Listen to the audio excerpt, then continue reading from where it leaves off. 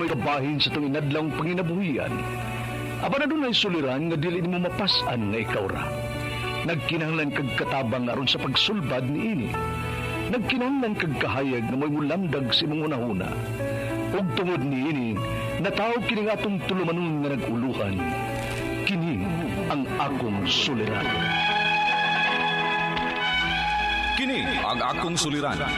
Mga minugbong duwa nga matapos lang sa usa ka hugna. Mga kinutlog gikan sa mga suwat sa mga minahal namong tigpaminaw. Busa kung aduna kamoy suliran nga naggumon karon sa inyong galamhan, suwata ka na og ipadala ning atong tulumanon. Kini ang akong suliran. Aron kabuhatan ka na og duwa sa kahanginan og pagatambagan sa mga bulawanong hunahuna. Kini ang akong suliran. Kini ang akong suliran. Sinumat ni Teresa Tirul Soria, ubos sa direksyon ni Ingrid Miss Iver Tudaso. Dalit kaninyo sa RMN Drama. Recorded by X Thunder Gaming. Maayong adlaw kanyong tanan nga nagpaminaw karon ning tulumanon, kini ang akong suliran. Ilabi na kaninyo Dr. Rene Ubra o Attorney Elaine Bathan.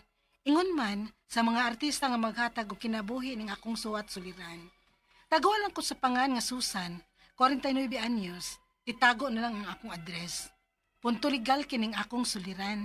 Kabahin kini sa akong anak nga gi-expel sa iyang principal. Araw inyo hisabtan, ingon ini ang mga panghitabo.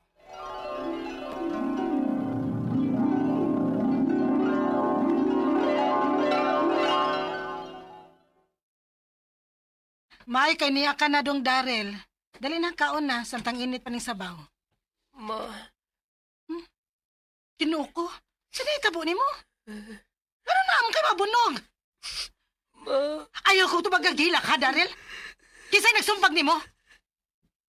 Tubag! Tubag! gima, ayaw ma, akong kamot. Usa? Nga naman! Naunsa na imong kamot, ha? Labiang ma. Unsa? Darel, sulti, ragod ko. Kung unsay nahitabo!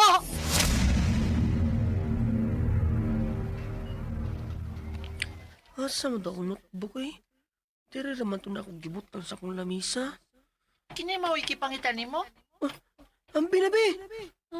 Luhod sa. Unsa? Luhod dayon. Ang bilagi na! Nabi akong notya! Yan. Ang bibi! Di mo luhod Ang ha. baba! Gusto ni nimo kaon?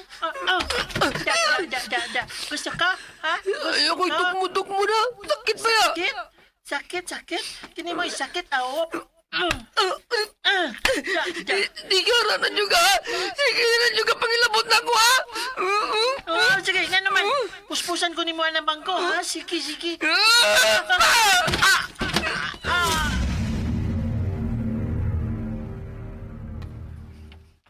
Ginoo ko. Gipuspusan ni mo? Uma, sige magulas lang kung bully na ako. Napuno na ko mong nipaus na ko. Pero ganong naman kay Piang, ha? Ngano?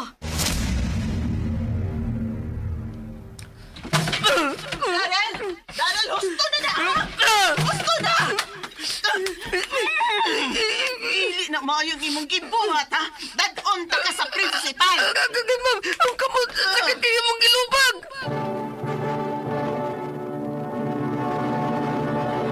Recorded by X Thunder Gaming. Grabe kasakit sa akong dughan nga namati sa akong anak pagsaysay niya kung giunsa siya sa iyang classmate o sa iyang maestra.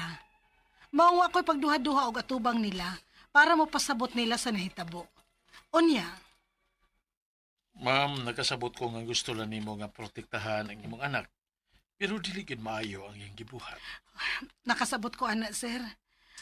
Pero unta, balansihon po ninyo. Ang gibuhat sa akong anak, pagdepensa ra sa iyang kaugalingon, sir. Kinahanglan nga ikatubang sa nato ang maestra nga nakakita sa panghitabo. Aron usa siya sa musaysay. Nakakita gid ko mismo, ma'am. Nga iyang gipuspusan ng iyang classmate. Wa man mi mo dinay ni ana, ma'am. Pero nahibaw ba kag nganong nabuhat to sa akong anak? Bisag unsa pay rason, ma'am. Dili na rason para magpasakit siya sa iyang classmate. Pero ikaw, nakakay katungod di ay nga mapasakit sa akong anak. Nganong gilubag man sad nimo ang iyang kamot? Kay dili man siya mapatuon ako. Ah, sa ato pa di ay, ma'am. Niangkon gyud di ay ka nga gipasakitan nimo ang akong anak. Ego na, ma'am. Sorry, pero nagka-decide ako. Among i-expel ang imong anak. Sige. Kay ikihata mo.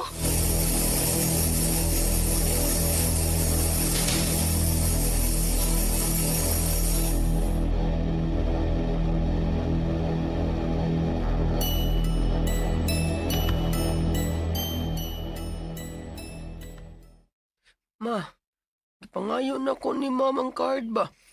Pero dili niya ihatag kung mukiha ko no ta. Unsa? Nyan sa man nimo sa pagbalhin, ana. Ganahan ko nga ibalhin ti kag laing eskwelahan, Daryl.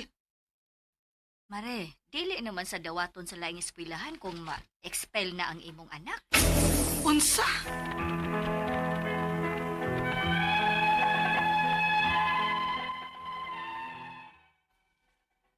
Naamong na lang hinuon ang pag-eskwela sa akong anak nga nagtinarong raman unta siya. Moray gusto unta niya nga makahuman sa iyang pag-eskwela. Ang ako mga pangutana mo kining mosunod. Unang pangutana. Sakto ba di ay ning ilang gibuhat nga gi-expel ang akong anak nga igo raman unta siya ni Baus sa nagbuli niya? Ikaduhang pangutana. Plano na ko nga ipadayon ang pagreklamo o pagkiha sa maestra kay nadapatan niya ang akong anak ug napiang ang kamot ini. Asa ko pwedeng mo dangop ug matabangan ko.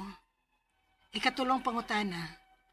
Matod sa akong kumari, dili na ko nadawaton sa laing eskwelahan ang akong anak kay na-expel kini. Tinuod ba na? Pwede di ay mo balibad ang kadagkuan sa eskwelahan, ilabi na sa public school? Ikaw pa to katapusang pangutana. Gisultihan ako sila nga ako silang ikiha. Pero gihulga mi nila nga dili nila i-release ang card sa akong anak kung mupadayon ko og kiha. Unsay angay na kong buhaton? Palihog, tabangi og tambagi ko. Kini ang akong suliran, Susan.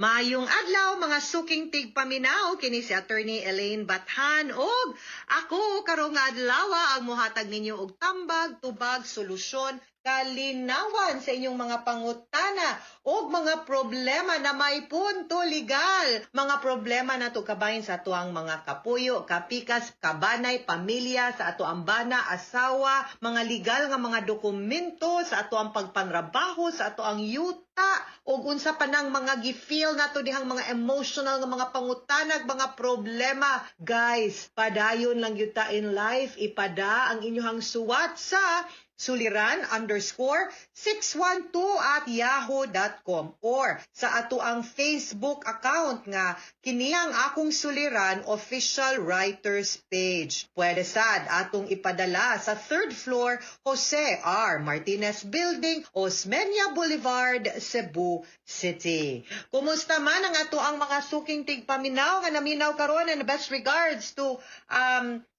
Solon Javier, kang Mika K. Rojo, sa mga avid listeners nato no sa atuang mga nagkalain-lain nga mga dakbayan, ang mga naadere sa mga Cebu, labaw na kang Erlene Costello of Palompon, Leyte, ug kang Vivian Lahoy of San Nicolas, Cebu City. Kumusta mong tanan dinha? Salamat kaayo. Kang Resurrection Labaho, thank you kaayo for always tuning in and for listening. Thank you kaayo. Og Viva Pit Senyor natong tanan, nagkaduol na gyud ang pagsaulog nato sa kapistahan sa Balaang Bata.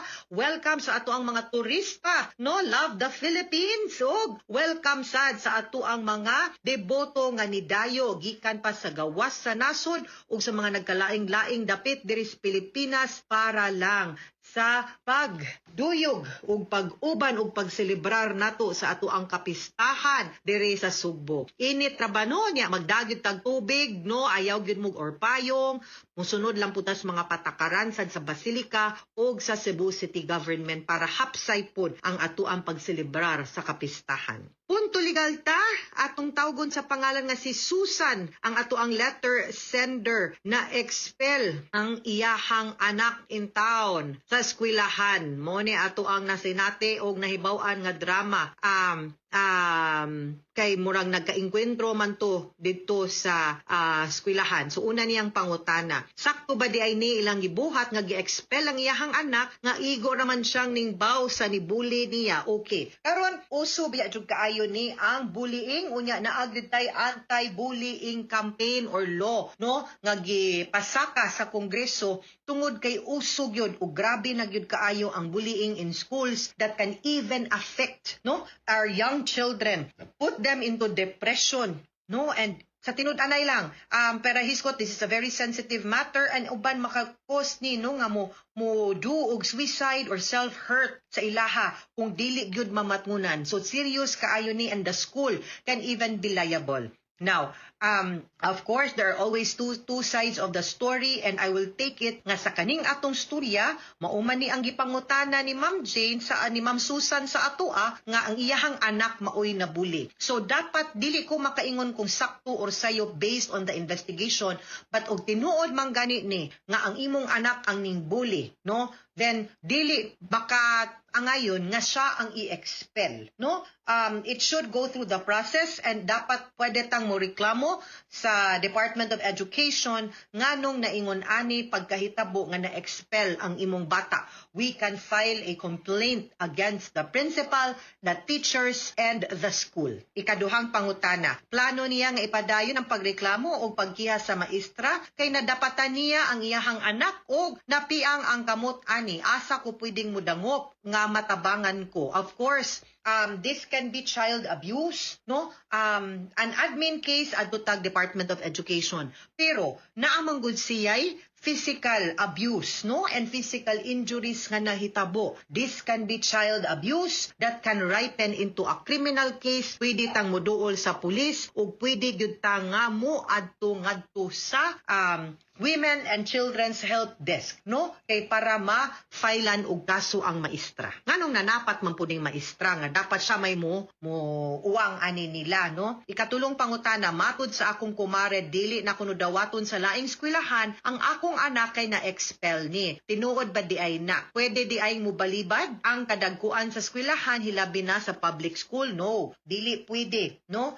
The public school should not be biased ug dawaton gud na nila dapat ang estudyante. Of course, siguro careful pod ang mga eskwelahan, no, nga di man sad gud sila ganahan mo dawat og bullies or troublemakers or kanang wa na isyuhan og good moral character. Pero no, kung pananglitan man gani gyud nga wa gyud sa ang imuhang anak day, Susan, kinahanglan gyud nga ato ning i-reklamo didto and will have to prove his innocence kay lisud sad gyud kaayo nga unfair ba sa iyahang part nya, traumatizing ba ni on the part of the child. Ato lang na ato pud silang pasabton on how to properly deal with bullies in the long run, nga dapat di pud nila atbangan unta og violence, ang violence nga gibuhat sa ilaha og madala pa. Pero kung pananglitan giunha na siya sumbag, uy, ako mo self-defense ko, uy, and then reklamo dayon sa teacher. Kaya it could be worse, no? So, dapat ang ato ang mga bata manggod atong tudluan unsaon pagsumbong o pagsulti ug dapat musturya gyud ninyo kung unsay nahitabo nila sa eskwelahan. Ingon ana na kaimportante ang kanang mga higayon nga ma-check nato ang bata, masturyahan nato sila, and they learn to open up to their parents or their guardians without any fear, no?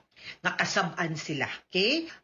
Katapusan niyang pangutana, guys. Gisultihan nako sila nga ako silang ikiha pero gihulga mi nila nga dili nila i-release ang cards akong anak kung mupadayon og kiha. Unsa may angay niyang buhaton ko, no? Dili pwede ma-hold sa eskwelahan ang inyahang card. Reklamo na lang sa DepEd kay murang naa ni problema ning eskwelahanan ni. Wa na magsunod sa patakaran, wa na magsunod sa balaod. Kinsa maning prinsipala nga di man kakamao in town day, no?